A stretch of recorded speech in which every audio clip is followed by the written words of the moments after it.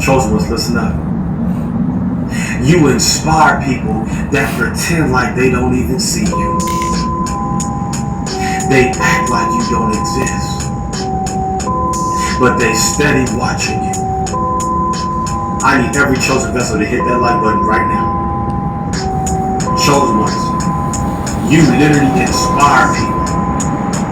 I'm gonna tell you the people you inspire: your enemies, your fake family members, your so-called friends, the he says and the she says, known as naysayers.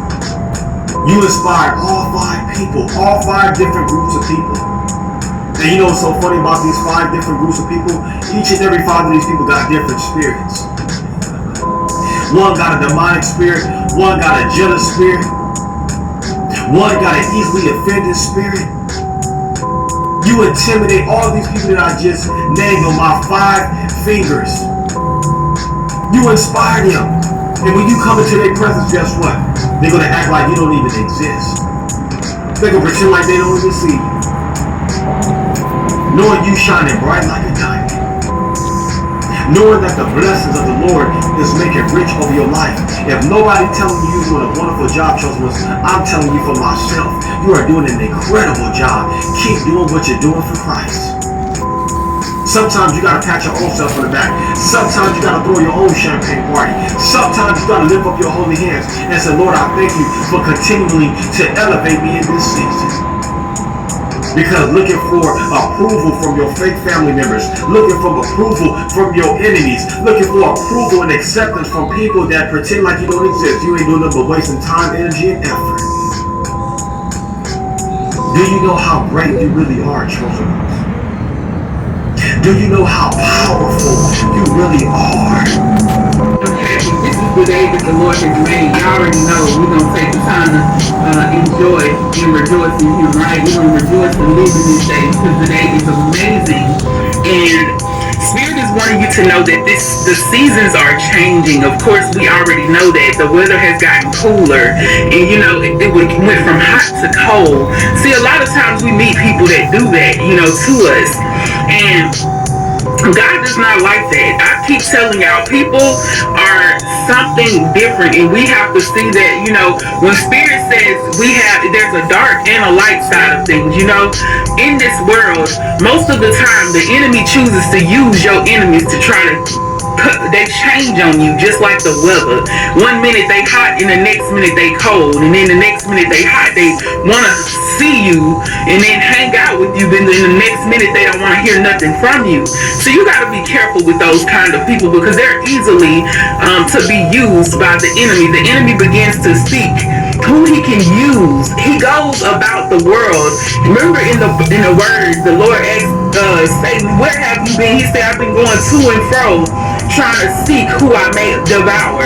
And the thing about it, the enemy chooses to use some of the people, the very people that are in your circle.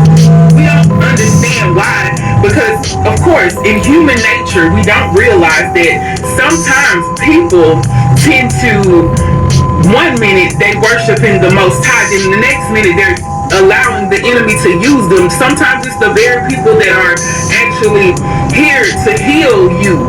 They came to help you and inspire you and encourage you in every way. Some of these are the very same people who allow the enemy to use them. Because when you get kingdom for real, come on now, when you get the Holy Spirit for real, there's going to be a boldness that's going to come upon you. There's going to be a confidence that's going to come upon you, and people going to know it. People going to know it's a change in you. People gonna know it's something different about you. They may not know God, but they know it's something different about that woman. It's something different about that man. Glory be to God. I hear God say that I'm raising up an opportunity for you. He said, stop looking at the world. That's what he told me. He said, stop looking at everybody else when they telling you you need to do this and you need to do that.